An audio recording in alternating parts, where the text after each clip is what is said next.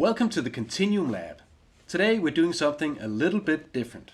As you can see, we've moved into the kitchen, and that's because we're going to use the KontinuumLAB Instrument Kit to make some noise while we make some lunch. To help me with the first dish, I brought my new Klixophone prototype.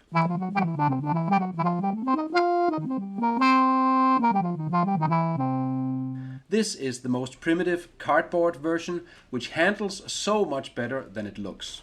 You'll be able to see the other iterations of this instrument in the next video here on the channel.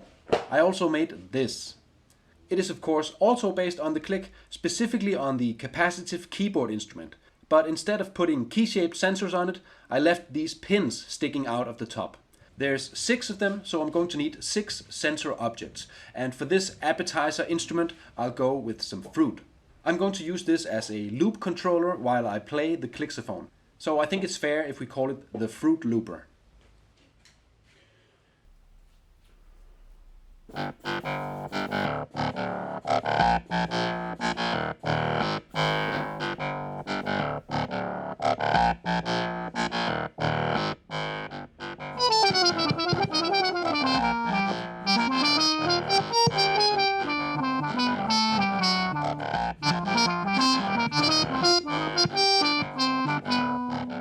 I'll be honest, that's probably the most musical thing that happens during this whole video. This is not a concert, okay? I'm just making lunch. So let's get on with it.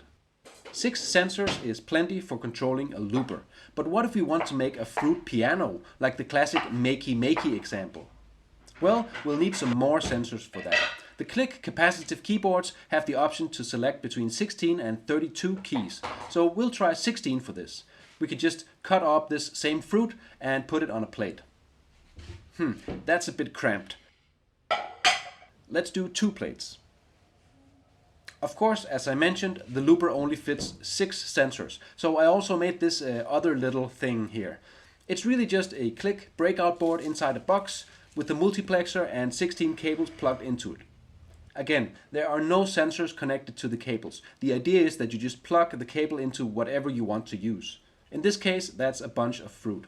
I'm not gonna lie to you, this is a bit of a hassle. With so many loose cables, it's easy to make a mess and get them tangled up.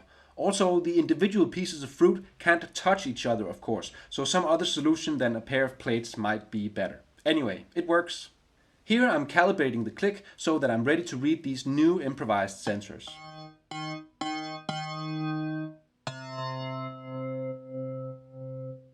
Oh, that's interesting. I'm actually getting a little touch sensitivity because the K.L.I.K uses capacitive sensors. Normally you need an isolating dielectric layer for that. But that's a long story that I'm too hungry to get into right now, so we'll get back to that in another video. Okay, but I still want a looper interface. And now I disassembled the Froot Looper. Let's see, how about using some root vegetables and we can make a root looper? Carrots and potatoes should work just fine. Check the software. Quick test. Yes, that works great.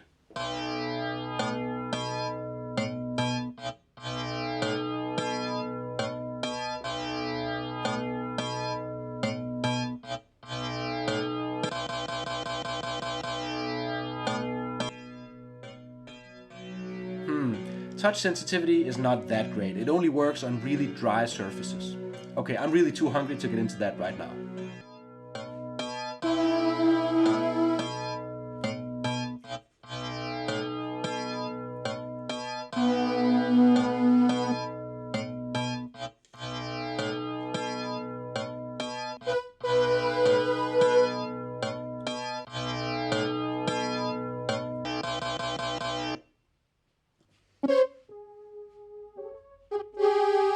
Okay, that's it for the fruit piano, and for the looper as well.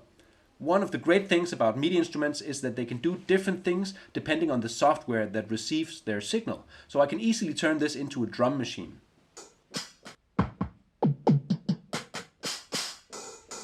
But if we are going to make a Beet Box, then there's one thing that we'll definitely need, and that is beats.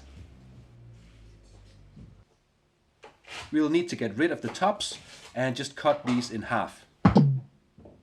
And we move these over to the side for later. let's finish assembling this while I work on my beat-based puns. This gives a whole new layer of meaning to the term beatboxing. Hey DJ, cut the beat. I know, my puns are terrible, but I try not to beat myself up about it too much.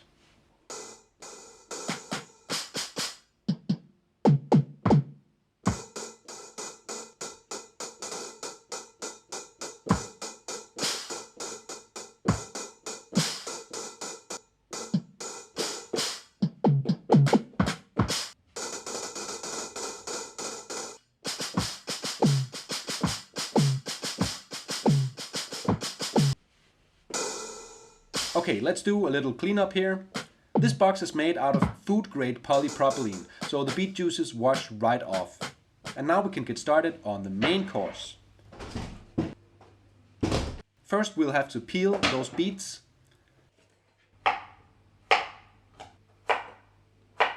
And then the rest of our root vegetables as well.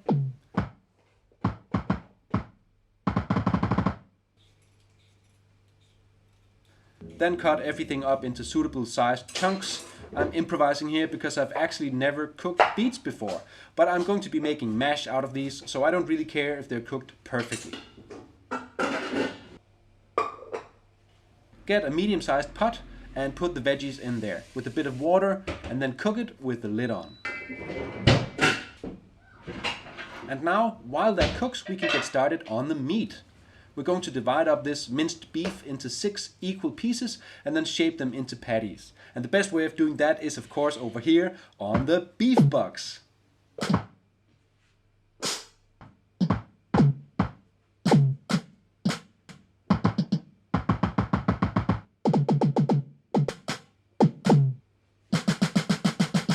Okay, looking good.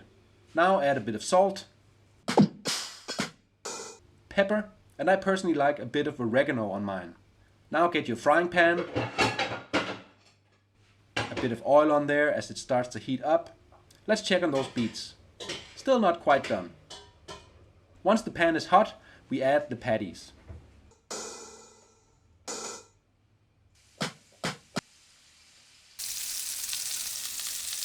And then, this is important, we thoroughly clean the Beet Box because we'll be eating off of here in a bit and raw meat is dangerous. And while I was cleaning up there, I had an idea. If we can make a Beet Box and we can make a Beef Box, why not also a Bean Box? This might not be my greatest moment of inspiration ever, but what the hell, let's try it out.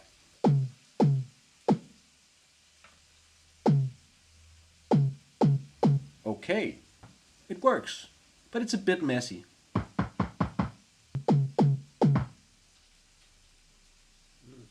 Oh, I see. The bean liquid from one pile flows out and ends up touching the pile next to it, which shorts out the sensors so they don't work.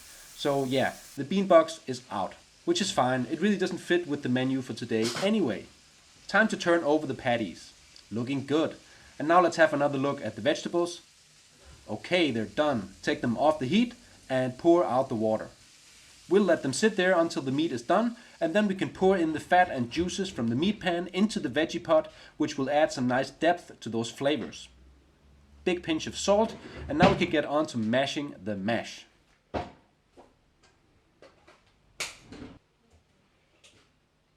Add a healthy dose of olive oil to that, and a bit of water, and get mashing. I like doing this manually with a spoon, but the 3 types of root vegetables in here ended up being cooked to 3 different points of doneness, so that turned out to be difficult. I'll go with the stick blender just this once. Oh wow, look at the color on that. Okay, the final thing that we need to put together for a balanced meal is a salad.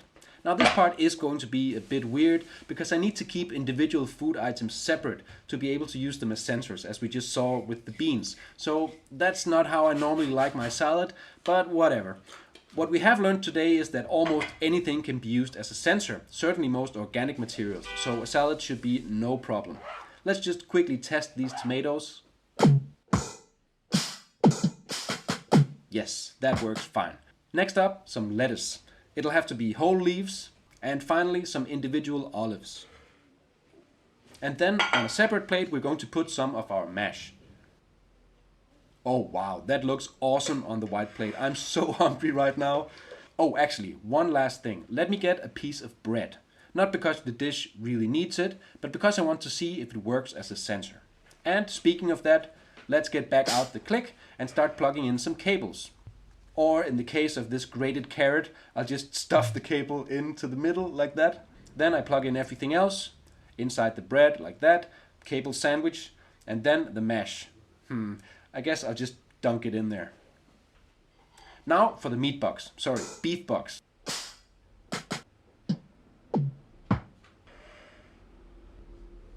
And we're done. Now I just have to set up the synth for this whole setup, and while I do that, you can have a close-up look at the mouth-watering marvelousness that I call the Beet Box.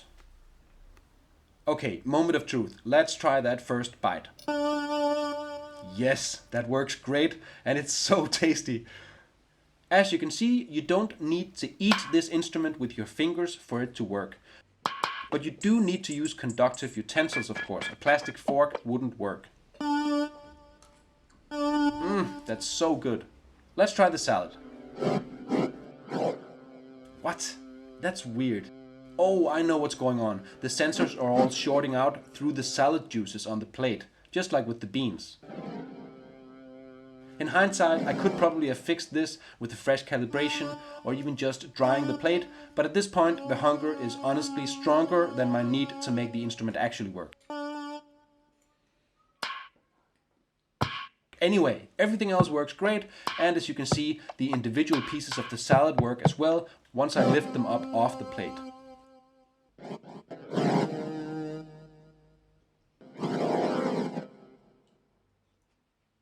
Oh yeah, one thing is still missing. Glass of water. There. Of course that works fine, and the only thing wrong with it is that it's not a glass of wine. Fun fact, as I eat up more of the salad, there are fewer and fewer clashing notes on the plate. Check it out. That's an actual chord. Pretty neat. Combining sensors is also fun. I call this one mashing the beat.